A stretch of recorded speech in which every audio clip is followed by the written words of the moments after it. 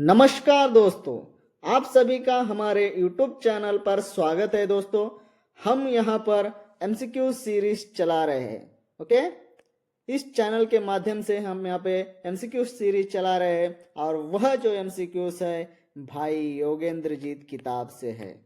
भाई योगेंद्र जीत किताब से है और आज का यह चैप्टर 1 संबंधित हमारा आखिरी क्लास है। चैप्टर 1 से संबंधित हमारा आखिरी क्लास है और कल से जो है हम चैप्टर 2 शुरू करने वाले हैं। चैप्टर 2 शुरू करने वाले काफी महत्वपूर्ण एमसीक्यूज है और हमने जो है इस चैप्टर के अंतर्गत जो है 200 प्लस एमसीक्यूज बनाए हैं। 200 प्लस एमसीक्यूज बनाए हैं और काफी महत्वपूर्ण है। इसमें जो है तथ्यात्मक है और उसके साथ साथ एप्लीकेशन मेथड क्वेश्चंस है। एप्लीकेशन मेथड्स जो है क्वेश्चंस है और उसके साथ साथ जो है कॉन्सेप्चुअल भी क्वेश्चंस हम यहाँ पे कर रहे हैं। कॉन्सेप्चुअल भी क्वेश्चंस आपको यहाँ पे दिखाई देंगे। तो 2-3 तरह से हमने अलग अलग ढंग में हमने कोशिश की है कि किसी भी तरह से अगर प्रश्न पूछा जाए तब आप उसको हल कर सकेंगे। अगर आपके पास भाई योगेंद्र जीत किताब है तो आप यह एमसीक्यू समझ सकते हो और हम जो है सिलेबस के अंतर्गत जो भी दिया हुआ है उसके अकॉर्डिंग ही हम यहाँ पे पढ़ा रहे हैं। हाँ, किसी के पास अगर जो भाई योगेंद्र जीत किताब नहीं है, ओके, भाई योगेंद्र जीत किताब नहीं है तो हम जो है कोरियर करेंगे। आपको बस हमारे नंबर पे मैसेज करना है। हम आपको पीडी पाठक और भाई योगेंद्र जीत की किताब को कुरियर कर देंगे। आपको हमारे नंबर पर अगर व्हाट्सएप करोगे वहां पे आपको डिटेल दी जाएगी। समझ में आ रहा है? ओके, तो चलिए हम शुरू करते हैं आज का वीडियो। इस वीडियो से जो है चैप्टर 1 खत्म होने वाला है। पहला प्रश्न देखिए यहाँ पे। पहला प्रश्न है, प्राथमिक कक्षा का शिक्षक चाहता है कि बच्चे पाठ्यक्रम की शब्दावली के आधार पर बोली गई भाषा को समझें। यह उद्देश्य किस कक्षा स्तर से संबंधित है?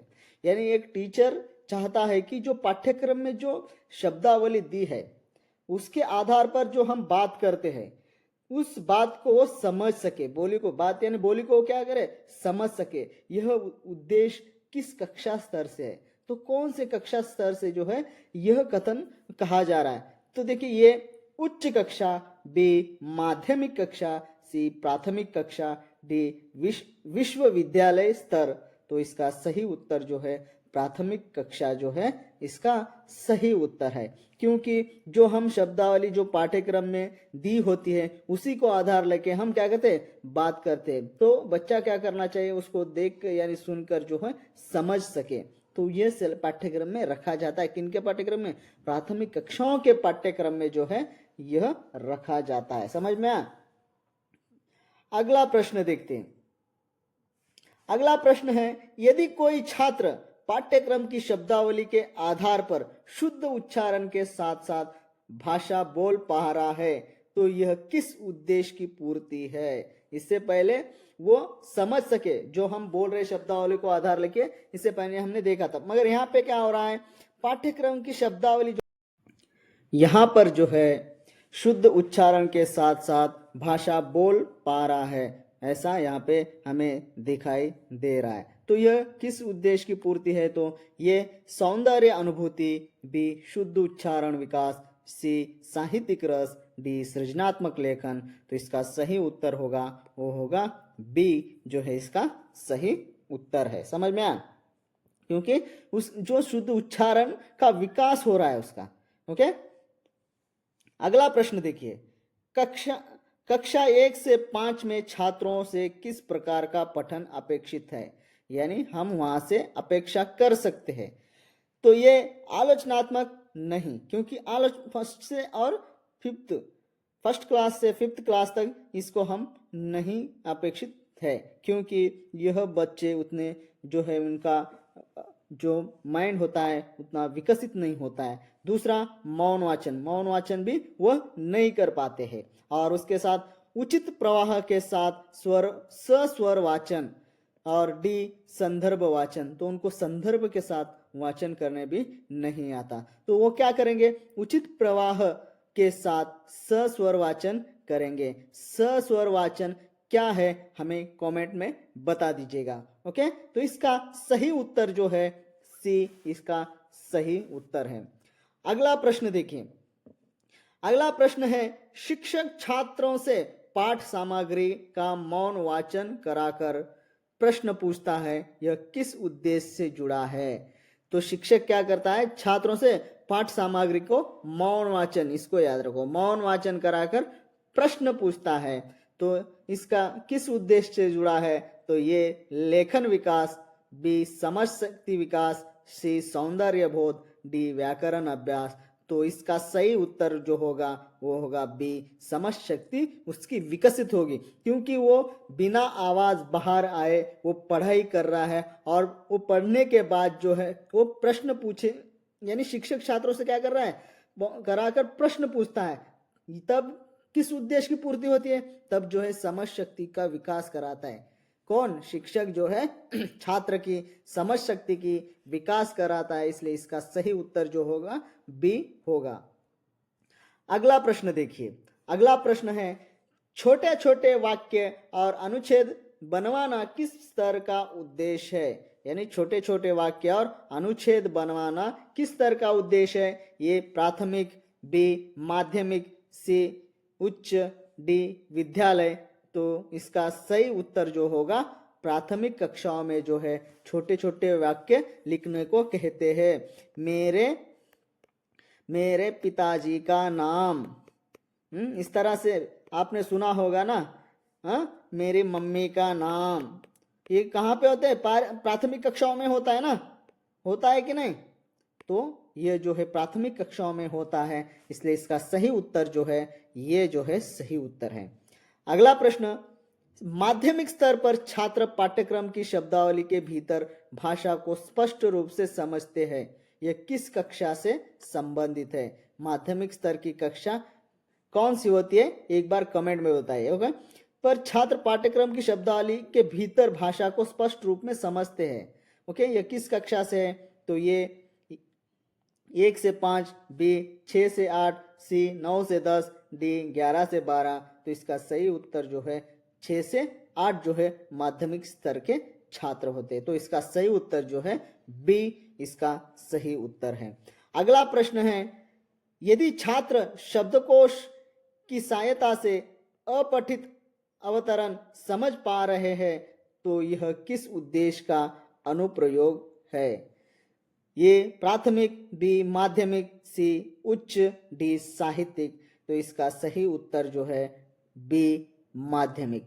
आपको जो है अवतरण क्या है, किसे कहते हैं, अनुप्रयोग किसे कहते हैं, इसका अगर अर्थ आपको पता है तो कमेंट में बता दीजिएगा। इस तरह की शब्दावली ही जो है हमको कंफ्यूज कर रखती है, ताकि हम आगे नहीं बढ़ते। मैं जानबूझकर इनको यहाँ पे नहीं बता रहा हूँ, क्योंकि आपको बताना है, आपको पढ़ना है, आपको सीखना है, आपको कुछ ना कुछ बनना है, इसलिए आपको यही आपको बताना होगा कमेंट में। ओके, अगला प्रश्न देखिए, अगला प्रश्न है, शिक्षक छात्रों से शुद्ध हिंदी में साधारण पत्र लिखवाता है, कब लिखवाता है, शिक्षक छात्रों से शुद्ध हिंदी में साधारण पत्र लिखवाता है, यह किस स्तर का लक्ष्य है, यह प्राथमिक है या माध्यमिक, उच्च, डी साहित्यिक। तो यह माध्यमिक कक्षाओं में जो है लिखाया जाता है पत्र, तो हमारे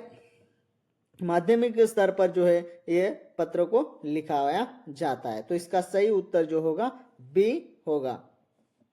अगला प्रश्न देखिए, वर्णनात्मक व सूचनात्मक सामग्री का संक्षेपण किस कक्षा स्तर का उद्देश्य है। ये दोनों का जो है किस कक्षा स्तर का उद्देश्य है, तो ये 1 से 5, बी 6 से 8, सी 9 से 10, डी 11 से 12। तो इसका सही उत्तर जो है वो है सी 9 से 10। समझ में आया? ओके, आप लोग जो है यहाँ पर जो दिया गया है, यानी 1 to 5, 6 to 8, 9 to 10, 11 to 12, इसको देख के आपको कन्फ्यूजन हो जाओगे। इसलिए हमने क्या किया, माध्यमिक कक्षा किसे कहते हैं, प्राथमिक कक्षाएं किसे कहते हैं, उसके लिए यहाँ पे आपको नोट दिया गया है। ओके, तो वो भी देख लीजिएगा, नोट है यहाँ पे देखिए नोट दिया गया है। यहाँ पे भारत में स्कूली शिक्षा को विकास के आधार पर 3 मुख्य चरणों में बांटा गया है। ओके, एक प्राथमिक कक्षा 1 से 5 तक और माध्यमिक कक्षा 6 से 10 तक, जिसमें 6 से 8 को मिडिल क्लास और 9 से 10 को हाई स्कूल भी कहते हैं। तो 2 तरह से भी कहते हैं, इसलिए आप कंफ्यूजन ना हो, इसलिए हमने यहाँ पे नोट भी बना दिया है। समझ में आया? अगला जो प्रश्न है देखिए, उचित विराम चिन्हों का प्रयोग करते हुए बातचीत करना किस स्तर से संबंधित है। यानी उचित विराम चिन्हों का प्रयोग करते हुए बातचीत करना किस स्तर से संबंधित है। ये प्राथमिक स्तर, बी माध्यमिक स्तर, सी उच्च, डी विश्वविद्यालय। तो यहाँ पे विराम चिन्हों का प्रयोग करते हुए जो बातचीत करते हैं वो किससे संबंधित है, तो वो है उच्च कक्षाओं से संबंधित है। ओके, उच्च कक्षाएं क्या होती है यहाँ पे आपको दिया गया है। ओके, तो आप यहाँ पे देख सकते हैं। तो इसका सही उत्तर जो है सी, इसका सही उत्तर है। समझ में आया? अगला प्रश्न देखिए यहाँ पे, सस्वर व मौन वाचन दोनों में दक्षता किस स्तर पर अपेक्षित है। सस्वर वाचन, स्वर और मौन वाचन दोनों में दक्षता किस स्तर पर अपेक्षित है। तो ये प्राथमिक स्तर, बी माध्यमिक, सी उच्च, डी सभी स्तर पर। तो यहाँ पे स्व, स्वर और मौन वाचन दोनों का जो है यहाँ पे उच्च कक्षा में अपेक्षित है, इसलिए इसका सही उत्तर जो है सी, इसका सही उत्तर हो जाएगा। अगला प्रश्न देखिए यहाँ पे, छात्रों में व्यक्तिगत विचार व्यक्त करने की योग्यता किस स्तर का उद्देश्य है। तो व्यक्तिगत विचार व्यक्त करने का योग्यता किस स्तर में आता है। तो ये प्राथमिक, बी माध्यमिक, सी उच्च, डी सभी। तो वह भी उच्च स्तर पर आता है। अगला प्रश्न, पाठ्यक्रम सामग्री का चयन किस आधार पर होना चाहिए। तो इसका चयन ए परीक्षा, बी शिक्षक की रुचि, सी बच्चों के वातावरण, डी कठिनाई स्तर। तो इसका सही उत्तर जो है बच्चों के वातावरण के अनुकूल जो है पाठ्यक्रम का चयन करना चाहिए। समझ में आया? तो इसका सही उत्तर जो है सी हो जाएगा। अगर आप भाई योगेंद्र जीत किताब पढ़ोगे तो वहां पे आपको अवधारणा यानी कॉन्सेप्ट पूरे समझ में आएंगे। इस तरह के प्रश्न भी आप कर सकते हैं। समझ में आया? अगला प्रश्न देखिए, पाठ्यक्रम का क्षेत्र सीमित ना होकर किससे संबंधित होना चाहिए। इसके ऊपर हमने प्रश्न भी बनाया था, फिर से देखो किस तरह का प्रश्न यहाँ पे बनाया गया। ये केवल भारत, बी केवल राज्य, सी केवल पाठ्यक्रम, डी अन्य देशों से भी। तो इसका सही जो उत्तर होगा वो होगा डी अन्य देशों से। केवल भारत नहीं, केवल राज्य नहीं, केवल पाठ्यक्रम से नहीं, तो अन्य देशों से भी वो संबंधित होना चाहिए। इसलिए इसका सही उत्तर जो है डी, इसका सही उत्तर है। अगला प्रश्न देखिए, भाषा संबंधी आधुनिक साहित्य का अध्ययन किस स्तर पर कराया जाना चाहिए। तो भाषा संबंधी आधुनिक साहित्य का अध्ययन किस स्तर पर कराया जाना चाहिए। तो ये प्राथमिक, बी माध्यमिक, सी उच्च, डी सभी। तो साहित्य का अध्ययन जो है उस उच्च स्तर पर जो है कराया जाना चाहिए। अगला प्रश्न देखिए, भाषा संबंधी परीक्षाएं किस पर आधारित होनी चाहिए। जो भाषा संबंधित परीक्षाएं होते हैं वो किस पर आधारित होनी चाहिए। विकल्प देखिए, ये रटने पर, बी व्याकरण पर, सी उद्देश्यों पर, डी पाठ्यक्रम पर। तो वह उद्देश्यों के आधार पर जो है परीक्षाएं होनी चाहिए। तो परीक्षाएं यानी उसे लिखने आना, बच्चों को लिखने आना, पढ़ने आना, मौन वाचन करने आना, ओके, सस्वर वाचन भी करने आना, यह जो है उद्देश्य है। ऐसे बहुत सारे हैं उद्देश्य, ओके, आदि जो है वो सीख सके, उस तरह के उद्देश्य यहाँ पे होना चाहिए। उस तरह की परीक्षाएं जो है यहाँ पे करवाई जानी चाहिए। अगला प्रश्न देखते हैं, चलिए अगला प्रश्न यहाँ पे देखते हैं, केवल वही पुस्तकें पाठ्यक्रम में क्यों रखी जाए। वही यानी कौन सी पुस्तकें भाई पाठ्यक्रम में रखी जाए। ये सरल हो, या लोकप्रिय हो, या उद्देश्यों पर आधारित हो, या सस्ती हो। तो इसका सही उत्तर जो है उद्देश्यों पर आधारित जो पुस्तकें हैं पाठ्यक्रम में रखी जाए, वही का मतलब जो उद्देश्यों पर आधारित है वही। देखो इस तरह के प्रश्न हम बना रहे कि आपको देखो अच्छा सा तैयार करना है हमको। मैं चाहता हूं कि जो भी हमारे चैनल को विजिट करते हैं वो टॉप में जो है अपनी जॉब हासिल करें, और पूरे जो जॉब है हमारे चैनल को जो विजिट करता है उन सभी को जो मिलना चाहिए। क्योंकि देखिए भाई 99% तो जो हम बना रहे हैं वहां से प्रश्न बनने की संभावना ज़्यादा है। आखिर तक अगर आप फॉलो होंगे ना, डेफिनेटली जो है जो यहाँ पे प्रश्न आपको देखने को मिल रहे हैं कल एग्जाम में भी देखने को मिलेंगे, ये हम दावा कर सकते हैं। क्योंकि हम यहाँ पे ऑल स्टेट से संबंधित, भाषा शिक्षण से संबंधित जितने भी प्रश्न आए थे उनको हम डिवाइड करेंगे, साइकोलॉजी के और भाषा शिक्षण के, उनको डिवाइड करके यहाँ पे आपको दिया जाएगा वह प्रश्नावली। और यह प्रश्नावली देखिए यहाँ से आप 16 के 16 अंक और 20 के 20 अंक ला सकते हैं। एपी के लिए तो 20 अंक है और टीजी के लिए तो 16 अंक है। ये दो भी अंक आप हासिल कर सकते हैं अगर आप यहाँ इस चैनल से जुड़ के रहिएगा तो। देखिए अगला प्रश्न, भाषा शिक्षण उद्देश्यों की पूर्ति जांचने का प्रमुख साधन क्या है? तो किस तरह से हम उसे जांचते? गृह कार्य से, मौखिक परीक्षा से, लिखित परीक्षा से, परियोजना से। तो उसके उद्देश्यों की जो है दो भी सही उत्तर है, मौखिक और जो है लिखित, यह भी दो जो है यानी हम जान सकते हैं इसके द्वारा जो है भाषा शिक्षण उद्देश्यों की पूर्ति हुई है या नहीं, इसके द्वारा हम जो है जान सकते हैं। तो इसका सही उत्तर दो भी होना चाहिए, तो बी और सी, इसको याद रख लीजिएगा। हाँ, इसको हम क्या करते हैं पीडीएफ में भी थोड़ा बहुत यहाँ पे एडिट करके आपको दिया जाएगा। ओके, जिसको भी पीडीएफ चाहिएगा वो जो है जो बच्चा बना रहा है जो टॉपिक्स वाइज और उसको रीडिंग करके जो पीडीएफ बना रहा है उसको मैं बोल दूंगा। वो अगर वहाँ पे जो है नंबर दिया गया है उस नंबर को अगर उसको मैसेज करोगे तो वो आपको पीडीएफ के बारे में बता दिया जाएगा। ओके, बताएगा वो, वहाँ से आपको पूरी जानकारी मिल जाएगी। तो यहाँ पे देखिए तो दो भी सही है, तो इसका सही उत्तर दो भी आ जाए। ओके, तो बी नहीं, यहाँ पे थोड़ा कंफ्यूजन में वो बी लगाया है, बाकी नीचे जो है ऑप्शन देना चाहिए था। ओके, अगला प्रश्न देखिए, स्वस्वर वाचन करना किस परीक्षा का भाग है? तो स्वस्वर वाचन करना किस परीक्षा का भाग है? तो लिखित, बी मौखिक, सी प्रायोगिक, डी आंतरिक। तो इसका सही उत्तर जो है बी मौखिक परीक्षा का भाग है। समझ में आया? अगला प्रश्न देखिए, व्यक्ति दूसरों के अनुभवों को लाभ कैसे उठाता है? एक व्यक्ति जो है दूसरों के अनुभव से लाभ कैसे उठाता है? तो देखिए वो समाज से उठाता है, इतिहास से, या साहित्य से, या डी शिक्षा से। तो जो व्यक्ति होता है दूसरों के अनुभवों से कहाँ से उठाता है? तो वह जो है साहित्य से सीखता है। जो साहित्य कौन रचता है? जो जिसने देखा है समाज को, जो देखा है वही वो लिखेगा। यानी यथार्थवादी लेखक भी है और फिक्शन लिखने वाले भी लेखक है। जो वो मन में सोच रहे हैं उनकी सोच को आप समझ सकते हैं। जो घटनाएं घटी है उसे देखकर जिन्होंने साहित्य लिखा है उसको आप महसूस करते हो। तो साहित्य के माध्यम से जो है दूसरे को अनुभवों का लाभ हम उठा सकते हैं। तो इसका सही उत्तर जो होगा वो होगा सी, जो है इसका सही उत्तर है। अगला देखिए प्रश्न, भारत माता ग्रामवासिनी कविता किस तथ्य को दर्शाता है? यानी किस तथ्य को दर्शाता है? ये नगर की संस्कृति, बी ग्राम संस्कृति, सी औद्योगिक जीवन, डी राजनीति। तो ये जो है भारत माता ग्रामवासिनी ग्रामीण संस्कृति को हमें यह दिखाती है। ओके, तो इसका सही उत्तर जो होगा बी, इसका सही उत्तर है। अगला प्रश्न देखिए, समाज के प्रति, ओके, समाज के प्रति व्यक्ति का कर्तव्य क्या बताया गया है?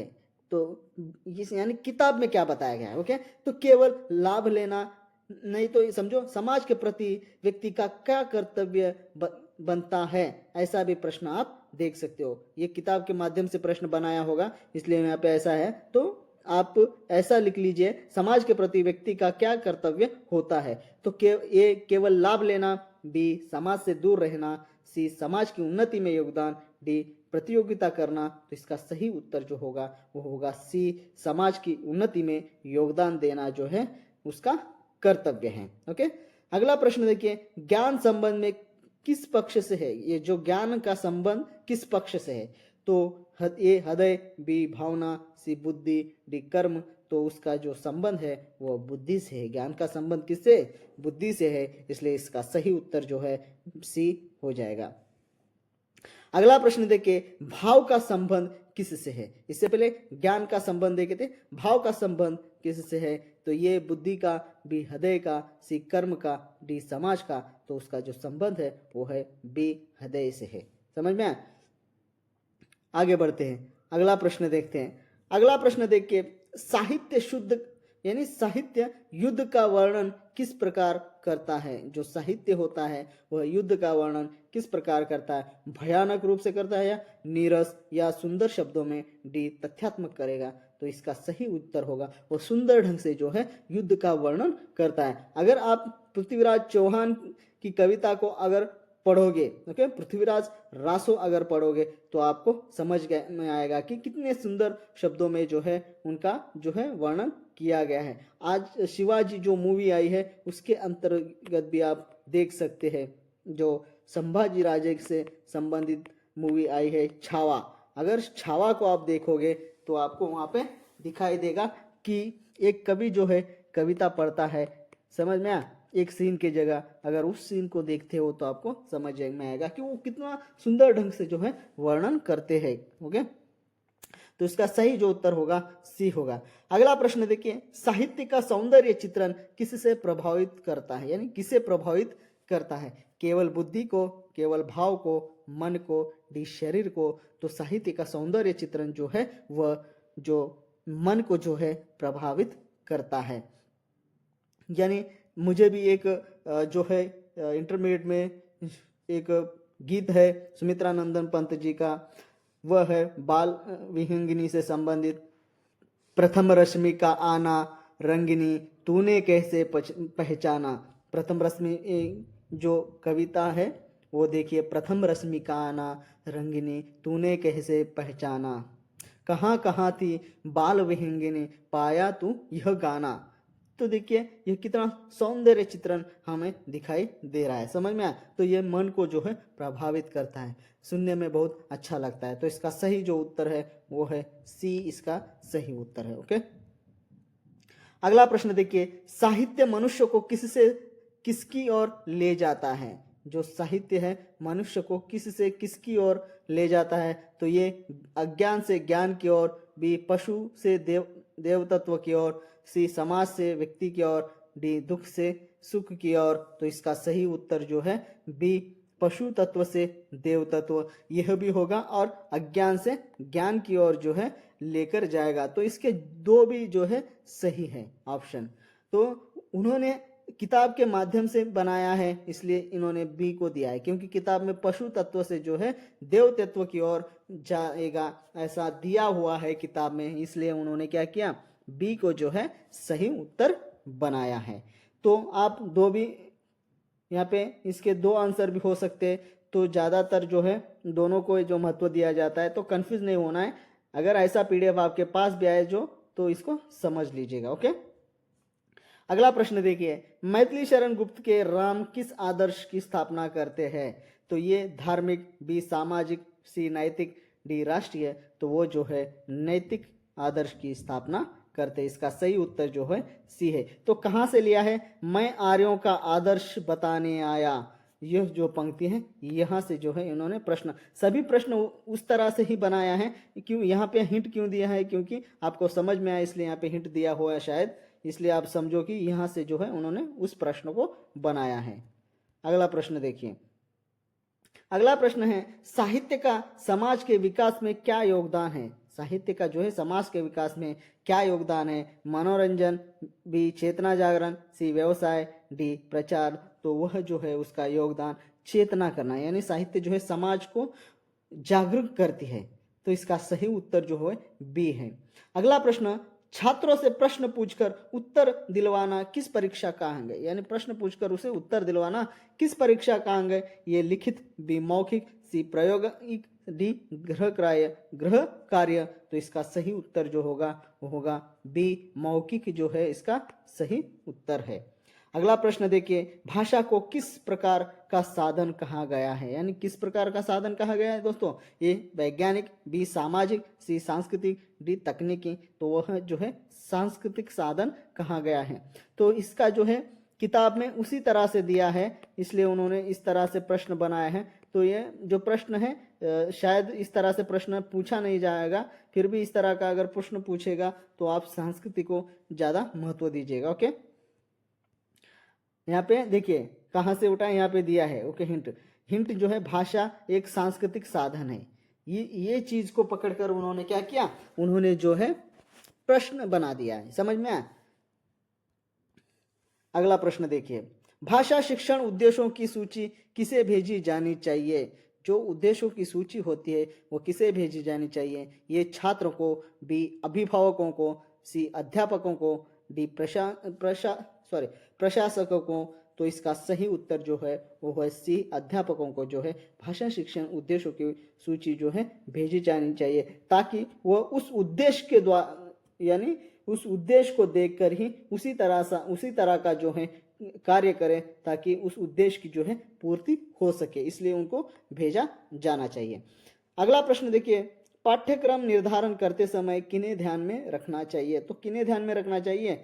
ये छात्र संख्या को नहीं, बी परीक्षा को, उसे भी नहीं, सी उद्देश्यों को जो है, जो उद्देश्य मैंने बताया था लिखित, ओके, लिखने आना है, पढ़ने आना है, मौन वाचन करने आना, सस्वर वाचन करना है, यानी वाक्य शुद्ध वाक्यों का प्रयोग करना है, वर्तनी का जो विराम चिन्हों का प्रयोग करने आना चाहिए, वो उद्देश्य है यहाँ पे। समझ में आया? तो यहाँ पे देखिए हिंट उन्होंने दिया है, पाठ्यक्रम निर्धारित करते समय इन उद्देश्यों को, इसको पकड़ के जो है उन्होंने प्रश्न बनाए। देखें तो आपको उद्देश्य को पता होना चाहिए। अरे ये उद्देश्य क्या होते हैं, इस तरह का जो है प्रश्न आपके मन में आ सकता है, इसलिए आप इस चीज को देख लीजिएगा। अगला प्रश्न देखिए, अगला प्रश्न है, भाषा शिक्षण में शब्दावली का चयन किसके अनुसार होना चाहिए?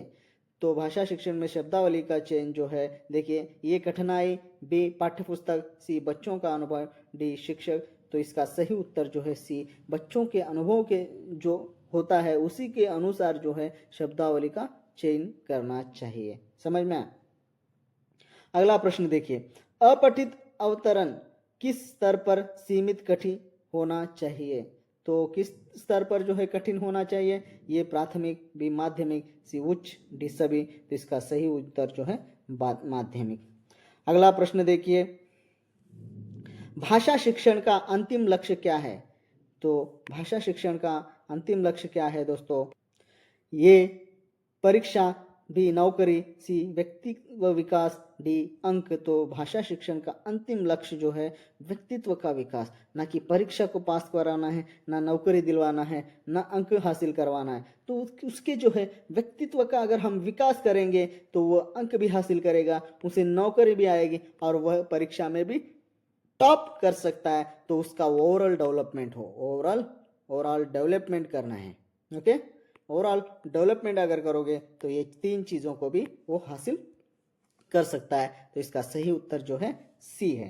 अगला प्रश्न देखिए, भाषा शिक्षण में प्रश्नोत्तर विधि का प्रयोग किस उद्देश्य होता है? प्रश्नोत्तरी विधि का प्रयोग किस उद्देश्य होता है? ये समय बिताने, बी समझ की जांच, सी मनोरंजन, डी अनुशासन। तो यहाँ पे जो है इसका प्रश्नोत्तरी विधि का प्रयोग इस उद्देश्य होता है दोस्तों, समझ की जांच करना चाहिए कि वो कितना सीखा है, इसलिए हम उसकी जांच करने के लिए जो है प्रश्नोत्तरी विधि का प्रयोग करते हैं भाषा शिक्षण में। तो इसका सही उत्तर जो होगा वो होगा बी। ओके, यह थे दोस्तों हमारे चैप्टर 1 संबंधित प्रश्नोत्तरी, और यह काफी महत्वपूर्ण है दोस्तों। अगर आपको यह चाहिए तो जो हमारा जो मित्र है वो पीडीएफ बना रहा है, उससे संपर्क कीजिएगा, वो आपको जानकारी दे देगा। मैं बस यहाँ पे जो है आपको बता रहा हूँ उसके बारे में, जो प्रश्नावली कहाँ से बन रही, कहीं कहीं जो डाउट होता है उसका क्लियरेंस मैं कर रहा हूँ। इसका अगर आपको पीडीएफ चाहिए तो उस मित्र से संपर्क करिए, आपको वह उसके संबंधित जो है जानकारी दे देगा। तो यह था हमारा चैप्टर, आज हमारा चैप्टर 1 कंप्लीट हो गया। धन्यवाद दोस्तों हमारे चैनल से जुड़े रहने के लिए। ऐसे ही जुड़ते रहिएगा दोस्तों और अपना लक्ष्य जो है हासिल कीजिएगा। फिर मिलते हैं अगली वीडियो में और दूसरे चैप्टर के साथ।